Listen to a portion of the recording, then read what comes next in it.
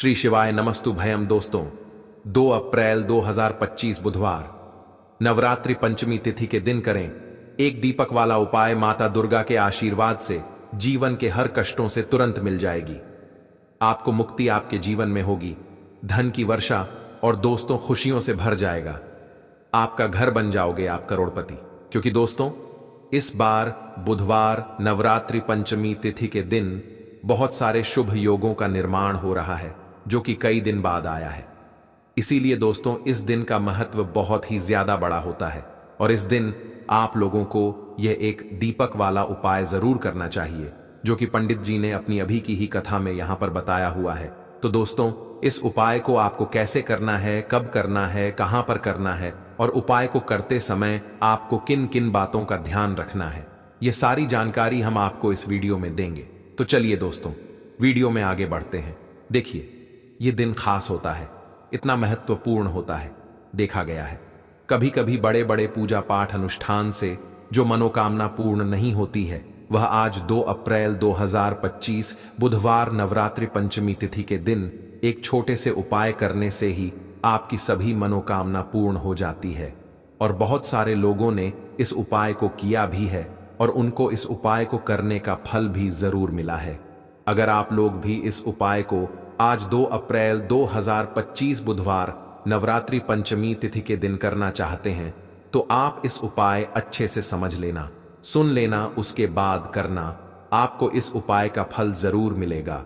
और इस उपाय को करने से आपके घर में चाहे किसी भी तरह की दुख और समस्या क्यों ना चल रही हो, आपको उसका कारण भी नहीं पता है कि दोस्तों यह समस्या किस कारण से चल रही है।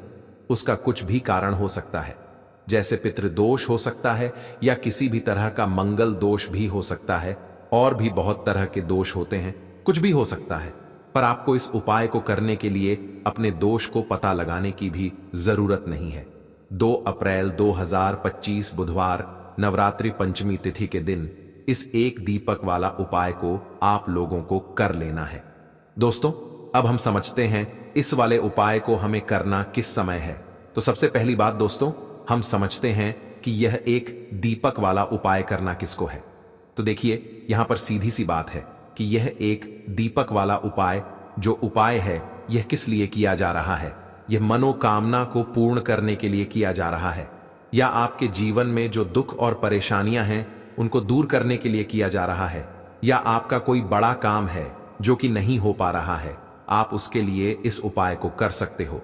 तो सीधी सी बात यह है कि आप अपनी किसी भी तरह की मनोकामना के लिए इस वाले उपाय को कर सकते हो। तो यह उपाय वह व्यक्ति कर सकता है जिस व्यक्ति को अपनी किसी भी तरह की मनोकामना माता दुर्गा से पूर्ण करवानी हो। और अगर कोई भी माताएं बहन जो है अपने की सुख और शांति के लिए, घर में धन समृद्धि को बढ़ाने के लिए यह वाला उपाय करना चाहती है, तो घर की जो बड़ी माताएं बहनें होंगी वह इस एक दीपक वाला उपाय को विशेष रूप से करें। क्योंकि माताएं बहनें घर की लक्ष्मी होती है, और जब घर की लक्ष्मी कोई विशेष उपाय करती है तो उसका फल ही बहुत जल्दी मिल जाता है और बहुत बड़ा होकर मिलता है। अन्यथा इस उपाय को कोई भी व्यक्ति कर सकता है, चाहे वह बड़ा हो, चाहे वह छोटा हो, चाहे वह बच्चा हो। जिस व्यक्ति को एक दीपक वाला उपाय समझ आ गया, वह व्यक्ति इस एक दीपक वाला उपाय को बुधवार नवरात्रि पंचमी तिथि के दिन जरूर करें, क्योंकि उसको इस उपाय का फल बहुत ही जल्दी मिल जाएगा। क्योंकि 2 अप्रैल 2025 बुधवार नवरात्रि पंचमी तिथि के दिन माता दुर्गा बहुत आसानी से प्रसन्न हो जाते हैं। तो आइए अब हम समझते हैं कि इस एक दीपक वाला उपाय को आपको करना कैसे है और इस उपाय को करने का जो समय है वह क्या है। तो देखिए, 2 अप्रैल 2025 बुधवार नवरात्रि पंचमी तिथि के दिन किए जाने वाले यह एक दीपक वाला जो उपाय है, यह मुख्य रूप से शाम के समय का रहेगा, प्रदोष काल का रहेगा। अब दोस्तों, प्रदोष काल का समय भी एक बहुत ही लोगों के मन में प्रश्न बन जाता है कि दोस्तों यह समय होता कब है, कितने बजे से लेकर कितने बजे यह समय होता है, ताकि हमें उपाय के लिए जो है करने का समय पता लग जाए। तो हम दोष काल का जो एक समय होता है, शाम का समय वह होता है शाम के 6 बजे से लेकर शाम के 7 बजे के बीच का। इस समय के बीच में आप उपाय को करेंगे तो आपको उस उपाय का जरूर फल मिलेगा। तो शाम के 6 बजे से लेकर शाम के 7 बजे के बीच में आप लोग इस एक दीपक वाला जो उपाय को कर सकते हो। तो भैया बहुत सारे लोग यहां पर ये प्रश्न भी जरूर करेंगे कि हम तो नौकरी पर जाते हैं, हम अपनी ड्यूटी पर और आने में हमें देर हो जाती है, तो उस जगह पर हमें क्या करना चाहिए। तो देखिए, उन लोगों को भी टेंशन लेने की जरूरत नहीं है। अगर आप लोग इस उपाय को शाम के समय प्रदोष काल में कर रहे हैं और अगर आपको आने में देरी भी हो जाती है, आपको आने में 7 बजे तक आप नहीं पहुंच पाते हो, तो दोस्तों आप 7 बजे या रात 8 बजे तक भी अगर उपाय को करोगे तो भी चल जाएगा। और अगर इससे भी थोड़ी देर हो जाती तो भी उपाय को कर सकते हो, क्योंकि 2 अप्रैल 2025 बुधवार नवरात्रि पंचमी तिथि का दिन है। यह दिन बहुत ही कम आता है, पूरे साल भर में एक बार, इसीलिए जब आपको मौका मिल जाए जब आप इस उपाय को जरूर कर लेना। कोई भी उपाय हो आप कभी भी कर सकते हो। बुधवार नवरात्रि पंचमी तिथि के दिन बस कोशिश करना कि समय के थोड़ा अंतर्गत ही कर लो, पर किसी कारणवश अगर ना कर पाओ तो फिर आप थोड़ा देरी से भी कर सकते हो, आपको उसका फल जरूर मिलेगा। पूज्य गुरु जी ने कहा कि जब भी बुधवार नवरात्रि पंचमी तिथि का दिन पड़ेगा तो आपको सिर्फ और सिर्फ यह एक दीपक वाला उपाय करना है। इससे आपके जीवन में अगर धन वैभव की समस्या चल रही है, अगर आप रुपए पैसों के लिए बहुत ज्यादा परेशान रहते हैं, आर्थिक तंगी चल रही है, कई बार आप प्रयास बहुत करते हैं, मेहनत बहुत करते हैं, परंतु आपको धन हासिल नहीं हो पाता है, आप मेहनत करके बावजूद भी सफल नहीं हो पाते हैं, आप अपने व्यापार में असफल हो जाते हैं, नौकरी करने के प्रयास में असफल हो जाते हैं, किसी भी कार्य में अगर आप असफल हो रहे हो या फिर आपको धन की हानि हो रही हो, तो गुरुजी ने कहा कि आपको यह छोटा सा उपाय इस मंगलवार नवरात्रि चतुर्थी तिथि में जरूर करना चाहिए। तो चलिए जानते हैं इस विशेष उपाय के बारे में। तो चलिए अब हम अपने उपाय की बात कर लेते हैं। आपको लेना है एक गोल बाती का दीपक, आप चाहे तो मिट्टी का ले सकते हैं या फिर घर से शुद्ध आटा मढ़कर उसका दीपक आप तैयार कर सकते हैं। इसके बाद आपको लेना है शुद्ध गाय का घी, अगर वह नहीं है तो कोई भी देसी घी इस्तेमाल कर सकते हैं, जिससे आपको दीपक प्रज्वलित करना है। देखो, अब यह सब सामग्री लेकर आपको जाना है।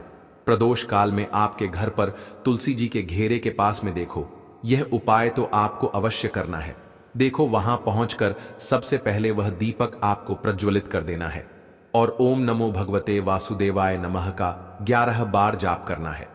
उसके बाद आपको अपने सीधे हाथ में थोड़ी हल्दी लेकर उस दीपक में अपना नाम और गोत्र बोलते हुए डाल देना है। उसके बाद माता लक्ष्मी से आपको प्रार्थना करना है कि हे महालक्ष्मी, हमारी सभी दुख तकलीफों को दूर करो, हे महादेव, हमारे सब दुख कष्टों को खत्म करो। इस भावना से आपको यह उपाय करना है। चलिए अब बात कर लेते हैं दूसरे उपाय की। इसके लिए आपको लेना है 11 चावल के दाने। गुरुजी ने कहा है चावल के दाने खंडित नहीं लेने हैं, बिल्कुल साबुत होने चाहिए।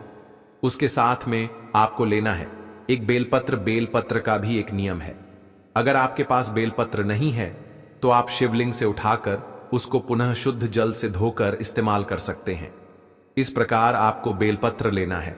इसके बाद आपको एक लोटा जल लेना है। अब यह सब सामग्री लेकर आपको जाना है महादेव के मंदिर में। देखो, अब आपको उत्तर साइड में खड़े हो जाना है और सबसे पहले आपको एक बेलपत्र अपने हाथ पर और 11 चावल दाने रखकर शिवलिंग के ऊपर अपना नाम और गोत्र बोलते हुए समर्पित कर देना है और ओम नमः शिवाय, श्री शिवाय नमस्तुभ्यम का लगातार जाप करना है। अब आपको जो एक लोटा जल साथ में लेकर आए थे, उसे धीरे धीरे बेलपत्र और चावल दाने के ठीक ऊपर आपको समर्पित करते जाना है और शिव पुराण के मूल मंत्र श्री शिवाय नमस्तुभ्यम का 11 बार जाप करना है और अपनी मनोकामना बोलते जाना है। देखो, बस छोटा सा उपाय करना है, देखना एक दिन आपके सब काम बनने लग जाएंगे। गुरु जी का बहुत ही विशेष उपाय है। चलते हैं तीसरे उपाय। इस उपाय के लिए आपको मात्र एक लौंग का जोड़ा लेना है, यानी कि 2 फूल वाली लौंग लेनी है। साथ में आपको मात्र थोड़ा सा शहद लेना होगा और इसी के साथ में आपको तांबे के पात्र के अंदर शुद्ध जल लेना होगा। अब देखिए, इन सभी सामग्रियों को लेकर के आपको भगवान शिव के मंदिर में पहुंच जाना है। देखें, यह उपाय आप सुबह से लेकर शाम तक कर सकते हैं। तो वह सबसे पहले तो आपके पास जो 2 फूल वाली लौंग है, उन्हें आपको शहद के अंदर अच्छे से डुबोना है, यानी कि दोनों लौंग पर आपको अच्छे से शहद का लेपन कर देना है। अब आपको जो आपके पास एक लोटा जल है, सबसे पहले तो उसे शिवलिंग पर धीरे धीरे समर्पित करना है और श्री शिवाय नमस्तुभ्यम इस मंत्र का जाप करते हुए समर्पित कर देना है। अब आपके पास जो 2 फूल वाली लौंग है, शहद से उसे आपको शिवलिंग पर अर्पित करना है और आपको प्रार्थना करनी है कि जीवन में जो रोग की स्थिति है वे समाप्त हो, जीवन के जो संकट और समस्याएं हैं वह सभी समाप्त हो, जीवन से जो कर्ज की समस्या है वह समाप्त हो। इस प्रकार से प्रार्थना करते हुए यह जो 2 फूल वाली लौंग ही शहद संयुक्त, इससे आपको शिवलिंग पर अर्पित कर देनी है। आपकी जो भी समस्या होगी अवश्य ही समाप्त हो जाएगी। तो इस प्रकार से आपको पहला उपाय करना है। अब हम बात कर लेते हैं दूसरे उपाय के बारे में। देखो, यह उपाय आपके लिए सर्वश्रेष्ठ होने वाला है। देखिए, इस उपाय के लिए आपको मात्र 5 हरे मूंग के दाने आपको साबुत लेने हैं, खंडित नहीं होने चाहिए। इस बात का ध्यान रखें। और इसी के साथ में आपको एक तांबे के पात्र के अंदर अपने घर से शुद्ध जल ले लेना है। अब दोस्तों, इन सभी सामग्रियों को लेकर के आपको सीधे पहुंच जाना है भगवान शिव के मंदिर में। देखिए, इस उपाय को भी आप सुबह भी कर सकते हैं और शाम के समय में भी कर सकते हैं। देखिए, भगवान शिव के मंदिर में पहुंचने के बाद आपके पास जो 5 हरे मूंग हैं, उनमें से पहला जो हरा मूंग है, आपको शिवलिंग के सामने जो नंदी महाराज होते हैं और उनका जो पैर उठा हुआ होता है, वहां पर आपको पहला हरा मूंग समर्पित कर देना है और आपको ओम नमः शिवाय इस मंत्र का जाप कर लेना है। फिर आपको दूसरा हरा मूंग लेना है और शिवलिंग पर जो श्री गणेश जी वाला स्थान होता है, वहां पर आपको यह दूसरा हरा मूंग समर्पित कर देना है।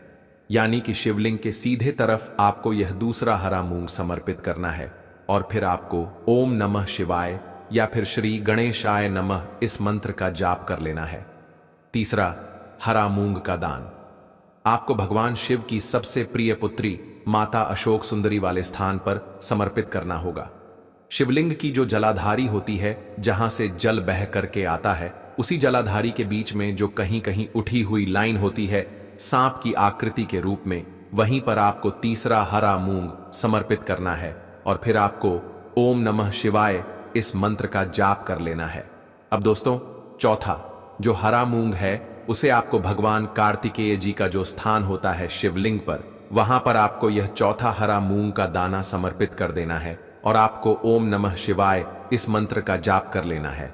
अब दोस्तों, आपके पास जो 5वां और अंतिम हरा मूंग बचा हुआ है, उससे जल के पात्र के अंदर डाल देना है और इस हरे मूंग से युक्त जल से आपको भगवान शिव के शिवलिंग का अभिषेक कर देना है। जल आपको बिल्कुल धीरे धीरे समर्पित करते जाना है और लगातार आपको शिव महापुराण के मूल मंत्र श्री शिवाय नमस्तुभ्यम इस मंत्र का जाप करते रहना है। फिर आपको शिवलिंग के सामने बैठकर, यदि आप अपने बच्चों के लिए यह उपाय कर रहे हैं, यदि आप अपने बच्चों की बुद्धि ज्ञान और विवेक के लिए उपाय कर रहे हैं, तो उसके लिए आपको प्रार्थना कर लेनी है। या फिर व्यापार में वृद्धि करने के लिए यह उपाय कर रहे हैं, तो उसकी कामना करते हुए आपको प्रार्थना कर लेनी है। या फिर अपनी नौकरी के लिए कर रहे हैं, या फिर अपने इंटरव्यू के लिए, या फिर धन की प्राप्ति के लिए कर रहे हैं। जिस भी कामना के लिए आप उपाय कर रहे हैं, उसे परिपूर्ण करने के लिए आपको महादेव से प्रार्थना कर लेनी है और फिर आपको वापस अपने घर आ जाना है। पूज्य गुरु जी ने कहा है कि जो भी व्यक्ति इस उपाय को कर लेता है, तो यकीन मानिए आपके जीवन की जो सारे संकट, कष्ट और बाधाएं हैं, वह सभी समाप्त होंगे। अब हम बात करते हैं अगले उपाय की। इस उपाय के लिए आपको एक दीपक लेना है। दीपक आप मिट्टी का भी ले सकते हैं और शुद्ध आटा मढ़कर उसका दीपक भी आप तैयार कर सकते हैं। दीपक के अंदर गोल बाती का प्रयोग करना है और दीपक के अंदर आपको शुद्ध घी का प्रयोग करना है। इसी के साथ में आपको मात्र एक फूल वाली लौंग लेनी होगी। अब यह एक दीपक और एक फूल वाली लौंग लेकर के सीधा आपको पहुंचना होगा बरगद के वृक्ष के वहां पर। देखिए, सबसे पहले तो आपके पास जो एक फूल वाली लौंग है, उसे आपको बरगद के वृक्ष की जड़ में समर्पित करना है। देखिए, अगर आपके जीवन में कोई भी बड़ा संकट आने वाला है, कोई भी बड़ा कष्ट आने वाला है, तो वह इस उपाय के माध्यम से दूर होने वाला है। महादेव की विशेष कृपा रहेगी कि जो भी संकट आपके जीवन में आने वाला होगा, वह भी दूर हो जाएगा तो आपको एक लौंग समर्पित करनी है बरगद के वृक्ष की जड़ में, और वहीं पर आपको जो है गोल बाती वाला दीपक जो आप लेकर के गए हैं उससे भी वहां पर प्रज्वलित कर देना है वटकेश्वर महादेव का स्मरण करते हुए। देखिए, जब भी आपको जीवन में इस साल लगने लगे कि आपके जीवन में कुछ भी अच्छा नहीं चल रहा है, तब भी आप कोई उपाय करना है, तो इस प्रकार से आपको यह उपाय करना है। अब हम जान लेते हैं चौथे विशेष उपाय के बारे में। देखें, यदि आपके विवाह में, शादी में कोई भी समस्या आ रही है, यदि आपका जो कर्ज है वह दिन पर दिन बढ़ते ही जा रहा है, तो आपको यह चमत्कारी उपाय करना चाहिए। कोई भी समस्या अगर जीवन में है तो उसे दूर करने के लिए आपको उपाय करना चाहिए। मंगल दोष से जुड़ी हुई समस्या भी है तब भी आपको यह उपाय करना चाहिए। देखिए, इस उपाय के लिए आपको एक तांबे के पात्र के अंदर अपने घर से शुद्ध जल लेना है और इसी के साथ में आपको एक चुटकी लाल चंदन लेना होगा। अब आपको क्या करना है कि जो लाल चंदन आपने लिया है उसे आपको उससे जल के पात्र के अंदर डाल देना है, और यह जल जो है आपको लाल चंदन से युक्त तैयार कर लेना है, और यह लाल चंदन से युक्त जल आपको भगवान शिव के मंदिर में लेकर के पहुंचना है। लेकिन यह उपाय भी आप सुबह से लेकर के शाम तक कर सकते हैं। अब दोस्तों, ये जो लाल चंदन से युक्त जल है, इससे आपको भगवान शिव के शिवलिंग पर धीरे धीरे अर्पित कर देना है, और आपको लगातार श्री शिवाय नमस्तुभ्यम इस मंत्र का जाप करते रहना है। देखिए, यदि आपके जीवन में विवाह से जुड़ी समस्या चल रही है तो आपको मंगलेश्वर महादेव का स्मरण करना है, और जीवन में अधिक कर्ज की समस्या है तो आपको आरण मुक्तेश्वर महादेव का स्मरण करना है। देखना, एक दिन आपकी सब तरह की समस्या जल्दी ही समाप्त हो जाएगी। तो इस प्रकार से आपको यह चौथा उपाय करना है। अब हम जान लेते हैं अगले उपाय के बारे में। देखिए, हनुमान जी भगवान शिव के रुद्र अवतार हैं, तो यह उपाय और भी खास हो जाता है। तो यह जो उपाय है विशेषकर आपको हनुमान जी के वहां पर ही करना होगा। देखिए, जब भी आपको ऐसा लगने लगे कि आपके जीवन में जो कर्ज है वह समाप्त ही नहीं हो पा रहा है, दिन प्रतिदिन बढ़ते ही जा रहा है, कष्ट जो है वह दिन प्रतिदिन बढ़ते ही जा रहे हैं, कष्ट जो है वह समाप्त ही नहीं हो पा रही है, यानी कि जीवन में जब भी कोई विपदा आती है, संकट आता है, तो हमें संकट मोचन हनुमान जी के मंदिर में जाना चाहिए। लेकिन यह उपाय बहुत ही खास है। इस उपाय के लिए आपको एक चौमुख दीपक तैयार करना होगा। आपको एक दीपक लेना है, दीपक के अंदर 4 बातियां लगानी है। देखो, बाती के लिए आपको मोली वाला धागा आता है, कलावा का उसकी भी बना सकते हैं, या फिर आप सफेद रुई की जो बत्तियां हैं उन्हें भी बना सकते हैं। अब आपको लेना है एक कटोरी सरसों का तेल, और अब इस दीपक के अंदर या तो आपको चमेली का तेल डालना है, या फिर जो आपने एक कटोरी सरसों का तेल लिया है उसमें आपको सरसों का तेल डालना है, और इसी के साथ में आपको मात्र एक फूल वाली लौंग भी लेनी है। देखिए, अब जो ये दीपक है और लौंग है, इन दोनों का आपको हनुमान जी के मंदिर में लेकर के पहुंचना है। अब सबसे पहले तो ये जो चौमुखी दीपक है इसे आपको हनुमान जी के सामने प्रज्वलित करना है। दीपक को प्रज्वलित करने के बाद आपको वहीं पर एक बार हनुमान चालीसा का पाठ करना है, या फिर आप आरण मोचक मंगल स्तोत्र का पाठ भी कर सकते हैं। अब आपके पास जो एक फूल वाली लोग है उनसे आपको अपने सीधे हाथ में रखना है। आपको प्रार्थना करनी है हनुमान जी से कि जीवन की जो भी संकट है, विपदा है, वह सभी आपकी कृपा से दूर हो। और यह जो एक लौंग है इससे भी आपको उससे चौमुखी दीपक के अंदर डाल देनी है और अपनी मनोकामना बोल देना है। गुरुजी कहते हैं कि कुछ दिनों में ही आपकी सब मनोकामना पूरी हो जाएगी। तो इस प्रकार से यह सुंदर सा और सरल सा उपाय करना है। बात कर लेते हैं जो कि है तुलसी जी के पत्तों का बहुत ही चमत्कारिक उपाय। देखिए, हम सभी के घरों में माता तुलसी का पौधा अवश्य ही होता है। तो देखिए, हमें तुलसी जी के पौधे से सबसे पहले तो 3 पत्ते तोड़ने हैं। तो देखिए, तुलसी जी के आपको 3 पत्ते तोड़ लेने हैं, और इन तुलसी जी के पत्तों को तोड़ने के बाद आपको एक चुटकी हल्दी भी अपने साथ में लेनी है। हल्दी के अंदर आपको जल मिलाकर के पेस्ट के रूप में तैयार करना है, और इसी के साथ में आपको एक दीपक भी लेना होगा। दीपक आप मिट्टी का भी ले सकते हैं, आटे का भी ले सकते हैं, और इस दीपक में आपको शुद्ध घी डाल के इसमें आपको लंबी रुकी बाती का प्रयोग करना है। देखिए दोस्तों, आपके पास है 3 तुलसी जी के पत्ते। तो पहला जो तुलसी जी का पत्ता है उस पर आपको सबसे पहले तो जो आपने हल्दी ली है उसकी एक बिंदी लगानी है। और पहला जो तुलसी जी का पत्ता है, आपके घर में भगवान विष्णु का चाहे कोई सा भी स्वरूप हो, चाहे लड्डू को गोपाल जी का स्वरूप हो, या फिर भगवान कृष्ण की आपके मंदिर में प्रतिमा हो, या फिर भगवान श्री राम की प्रतिमाएं, उनके सामने आपको पहला तुलसी जी का पत्ता अर्पित करना है। अब देखिए दोस्तों, आपके पास जो 2 तुलसी जी के पत्ते हैं और आपके पास जो एक दीपक है, इन्हें आपको लेकर के पहुंचना है अपने ही घर में। तुलसी जी के पौधे के पास में देखिए, सबसे पहले तो आपके पास जो 2 तुलसी जी के पत्ते हैं, उन पर भी आपको हल्दी की एक एक बिंदी लगानी है और उन दोनों ही तुलसी जी के पत्तों को आपको अपने घर में तुलसी जी के पौधे के वहां पर ही अर्पित कर देने हैं। और इस प्रकार से यह दोनों पत्ते भी तुलसी जी के पौधे के पास में अर्पित करने के बाद अंत में जो आपके पास एक लंबी बाती का दीपक है, इसे आपको तुलसी जी के पौधे के पास में ही प्रज्वलित कर देना है। जो भी व्यक्ति अपने इस प्रकार से तुलसी जी के 3 पत्तों का यह उपाय कर लेता है, तो उसका परिवार हमेशा खुश रहता है, उसके परिवार में कभी भी कोई भी संकट उत्पन्न नहीं होता। तो इस बार की नवरात्रि बेहद ही खास और चमत्कारिक नवरात्रि होने वाली है, क्योंकि इस बार माता दुर्गा हाथी पर सवार होकर आने वाली है। आज हम आपको एक ऐसी दुर्लभ जानकारी बताने जा रहे हैं।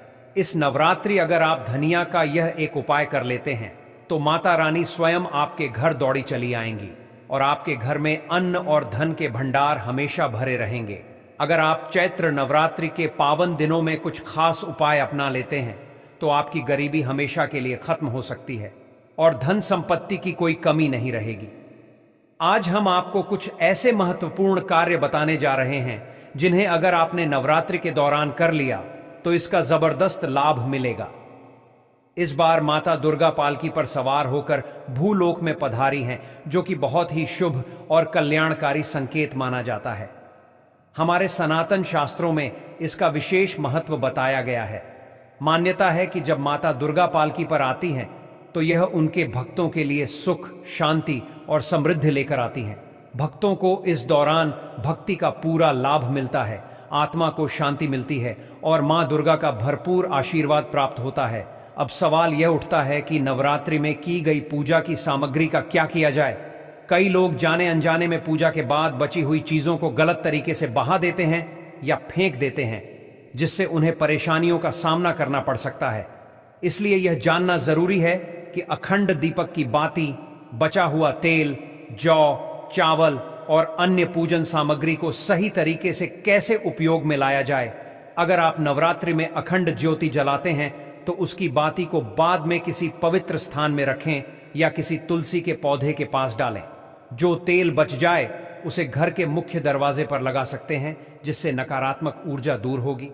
हरे भरे जौ को बहाने की बजाय इन्हें किसी पवित्र नदी में बहा सकते हैं या किसी पेड़ के नीचे डाल सकते हैं, ताकि इसका सकारात्मक प्रभाव बना रहे। चैत्र नवरात्रि 2025 में कब शुरू होगी और कब समाप्त होगी, इसका ध्यान रखना भी जरूरी है, ताकि सही समय पर पूजन और व्रत का पालन किया जा सके। इन दिनों में कोई गलती न हो, इसके लिए जरूरी है कि हम हर पूजन सामग्री का उचित उपयोग करें और मां दुर्गा की कृपा प्राप्त करें। भक्तों, आगे बढ़ने से पहले अगर आप भी चाहते हैं कि माता लक्ष्मी का आशीर्वाद आपके ऊपर सदैव बना रहे, तो इस वीडियो को एक लाइक करके आपके अपने चैनल अद्भुत वास्तु ज्ञान को सब्सक्राइब कर लें और कमेंट बॉक्स में जय लक्ष्मी माता लिखकर अपनी हाजिरी अवश्य से लगाए। भक्तों, सबसे पहले ये समझ लेते हैं कि चैत्र नवरात्रि 2025 कब से शुरू हो रही है। इस बार चैत्र नवरात्रि का शुभारंभ 30 मार्च 2025 रविवार से हो रहा है और समापन 6 अप्रैल 2025 रविवार को होगा। कलश स्थापना और घट स्थापना के लिए शुभ मुहूर्त भी निकल चुका है। 30 मार्च को सुबह 6:01 से 10:02 तक का समय बहुत ही शुभ है और अभिजीत मुहूर्त दोपहर 12:01 से है, 12:50 तक रहेगा। इन मुहूर्तों में कलश स्थापना करने से विशेष फल की प्राप्ति होती है।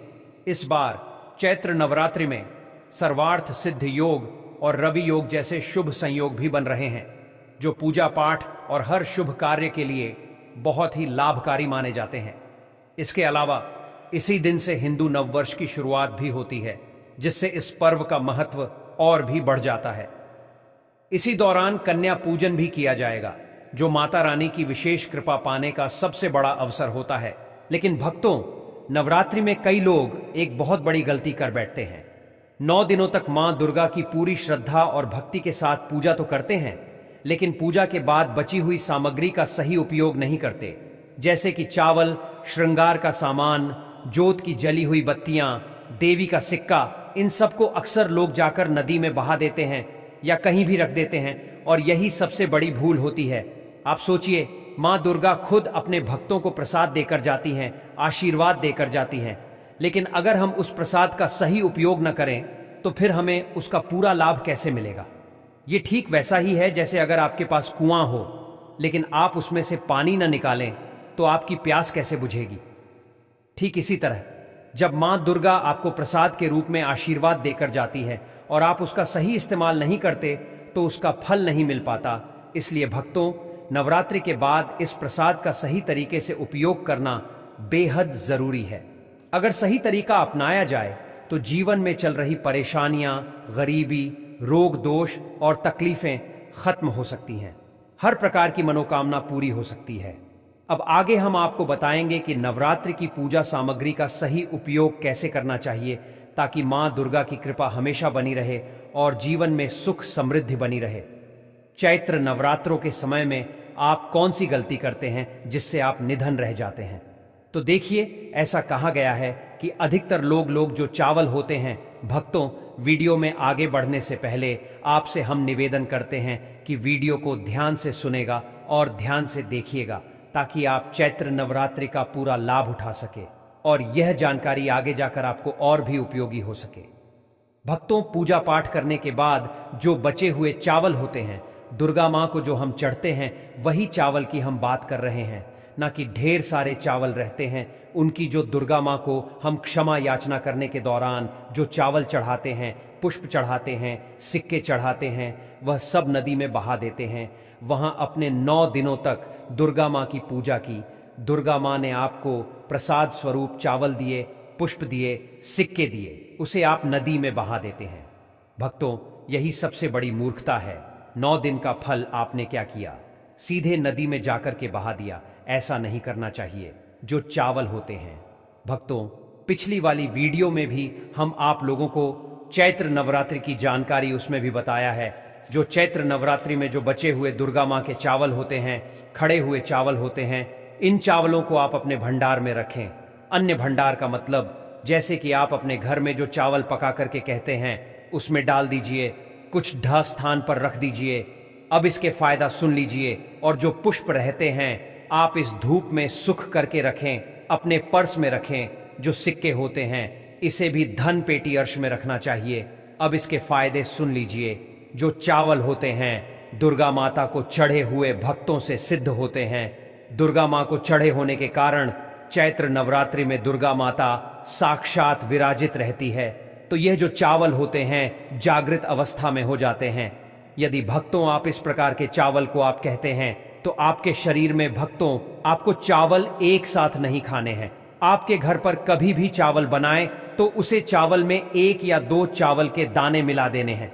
देखिए भक्तों, इसे होता क्या है कि आपके शरीर में इस चावल को खाने के बाद रोग दोष भी आदि किसी भी प्रकार की जो आपके शरीर में कष्ट है, शारीरिक पीड़ा है, मानसिक पीड़ा है, वह दूर हो जाती है। और भक्तों, दुर्गा मां की आपको कृपा प्राप्त होती है। दुर्गा मां की कृपा से शरीर में एक ऐसी ऊर्जा उत्पन्न होती है, जी, ऊर्जा से आप अपने आप को स्वस्थ करते और आप जहां भी चले जाइए, जी भी कार्य को करिए, वह कार्य आपका सफल होता है। और भक्तों, आपको एक बात और बता दें कि कभी भी इन चावलों को थोड़ा सा कहते हैं, आपका पेट भर जाता है, यानी कि इसमें तृप्ति जल्दी मिलती है और आपके घर में कभी भी अन्य धन की कमी नहीं रहेगी। आप में से अधिकतर जो भक्त हैं, दुर्गा मां को श्रृंगार का सामान जरूर चढ़ाते हैं और श्रृंगार का सामान चढ़ाने के बाद इसे आप लोग नदी में बहा देते हैं या फिर अन्य को दे देते होंगे। तो ऐसा आपको नहीं करना है।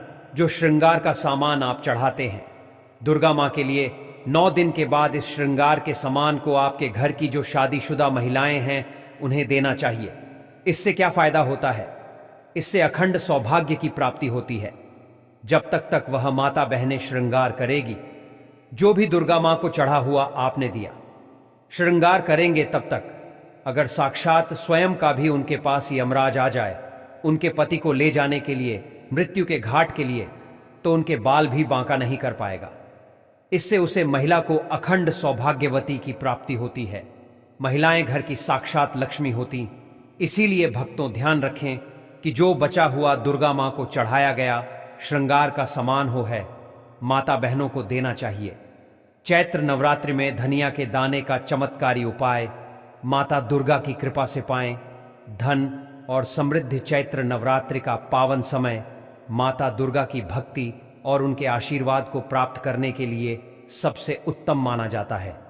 यह 9 दिन न केवल आध्यात्मिक उन्नति के लिए महत्वपूर्ण होते हैं, बल्कि जीवन में सुख समृद्धि और धन वृद्धि के लिए भी बहुत प्रभावशाली होते हैं। वास्तुशास्त्र के अनुसार यदि नवरात्रि के दौरान कुछ विशेष उपाय किए जाएं, तो मां दुर्गा की कृपा से जीवन में धन की कोई कमी नहीं रहती। ऐसे ही एक चमत्कारी उपाय के रूप में धनिया के दाने का प्रयोग किया जाता है, जिससे घर में बरकत बनी रहती है और आर्थिक तंगी दूर होती है। धनिया के दाने का महत्व और नवरात्रि में इसका प्रभाव। धनिया, जिसे संस्कृत में धन्यम कहा जाता है, नाम से ही यह धन से जुड़ा हुआ है। यह सिर्फ एक मसाला नहीं, बल्कि समृद्धि और शुभता का प्रतीक माना जाता है। धार्मिक मान्यताओं के अनुसार धनिया का संबंध चंद्रमा और बुध ग्रह से है, जो मानसिक शांति और व्यापार में वृद्धि के लिए महत्वपूर्ण माने जाते हैं। जब नवरात्रि के दौरान माता दुर्गा को धनिया अर्पित किया जाता है, तो यह माता लक्ष्मी को भी प्रसन्न करता है और घर में धन धान्य की कभी कमी नहीं होती। धनिया के दाने का विशेष उपाय धन और बरकत के लिए। नवरात्रि के पहले दिन जब आप कलश स्थापना करें, तो उसी समय इस उपाय को भी शुरू करें। सुबह जल्दी उठकर स्नान करें, साफ वस्त्र धारण करें और अपने पूजा स्थल को गंगा जल से शुद्ध करें। फिर मां दुर्गा की मूर्ति या चित्र के सामने एक लाल कपड़ा बिछाएं और उस पर एक मुट्ठी साबुत धनिया के दाने रखें। इसके बाद माता रानी को यह धनिया अर्पित करें और सच्चे मन से उनसे प्रार्थना करें कि आपके घर में कभी धन की कमी न हो और आर्थिक रूप से आप सदैव समृद्ध रहें। धनिया अर्पित करने के दौरान ओम दूम दुर्गायै नमः या ओम ऐं ह्रीं क्लीं चामुंडाय विच्छे मंत्र का जाप करें। पूजा समाप्त होने के बाद इन धनिया के दानों को कुछ देर तक माता के चरणों में रहने दें और फिर इन्हें एक लाल रंग के कपड़े में बांधकर अपनी तिजोरी, गल्ले या पैसे रखने के स्थान पर रख दें। यदि आपके पास तिजोरी नहीं है, तो इन्हें अपने पर्स में भी रखा जा सकता है। इससे धन की बढ़ोतरी होती है और घर में लक्ष्मी का वास होता है। पूरे 9 दिनों तक करें यह उपाय। यदि आप नवरात्रि के पूरे 9 दिनों तक यह उपाय करें, तो इसका प्रभाव और अधिक बढ़ जाता है। हर दिन पूजा के बाद माता को थोड़ा थोड़ा धनिया अर्पित करें और फिर उसे अपने धन रखने के स्थान पर रखें। इसके अलावा नवमी के दिन विशेष रूप से इन धनिया के दानों को हवन सामग्री में मिलाकर आहुति दें, जिससे माता दुर्गा और देवी लक्ष्मी दोनों की कृपा बनी रहती है। गंगा जल और धनिया का विशेष उपाय। यदि आपके घर में बार बार आर्थिक संकट आ रहा है या धन नहीं टिक रहा, तो एक और विशेष उपाय किया जा सकता है। नवरात्रि के पहले दिन से ही धनिया के कुछ दाने गंगा जल में भिगोकर एक छोटी पोटली बना लें और इसे अपने घर के मुख्य द्वार पर लटका दें। यह उपाय घर में सकारात्मक ऊर्जा को आकर्षित करता है और बुरी नजर तथा नकारात्मक शक्तियों को दूर रखता है।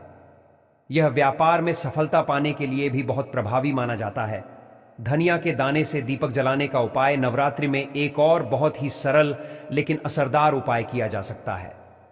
जब आप माता दुर्गा की आरती करें, तो दीपक में घी या तिल के तेल के साथ कुछ धनिया के दाने डालकर जलाएं। यह उपाय विशेष रूप से उन लोगों के लिए फायदेमंद होता है जो व्यापार में नुकसान झेल रहे हैं या जिनके धन संबंधी फैसले गलत हो रहे हैं। कर्ज से मुक्ति के लिए धनिया का उपाय। यदि किसी व्यक्ति पर बहुत ज्यादा कर्ज हो गया है और वह इससे छुटकारा पाना चाहता है, तो नवरात्रि के दौरान यह उपाय बहुत कारगर सिद्ध होता है। नवरात्रि के आखिरी दिन धनिया के कुछ दाने लेकर माता के चरणों में रखें और श्री सूक्त का पाठ करें। फिर इन दानों को घर के चारों कोनों में थोड़ा थोड़ा छिड़क दें। इससे घर में धन की बरकत बनी रहती है और धीरे धीरे कर्ज से मुक्ति मिलती है। हल्दी और धनिया का उपाय, 2 गुना लाभ। अगर आप चाहते हैं कि घर में सिर्फ धन ही नहीं बल्कि सुख शांति भी बनी रहे, तो नवरात्रि के दौरान हल्दी और धनिया को मिलाकर माता को अर्पित करें। हल्दी को भी बहुत शुभ और समृद्धिदायक माना जाता है। जब आप पूजा में हल्दी और धनिया एक साथ चढ़ाते हैं तो यह मां लक्ष्मी और मां दुर्गा दोनों को प्रसन्न करता है, जिससे धन की कमी नहीं होती और परिवार में खुशहाली बनी रहती है। सफलता के लिए धनिया और लाल धागे का उपाय। अगर आपको अपने करियर या बिजनेस में बार बार रुकावटों का सामना करना पड़ रहा है तो नवरात्रि में यह उपाय करें।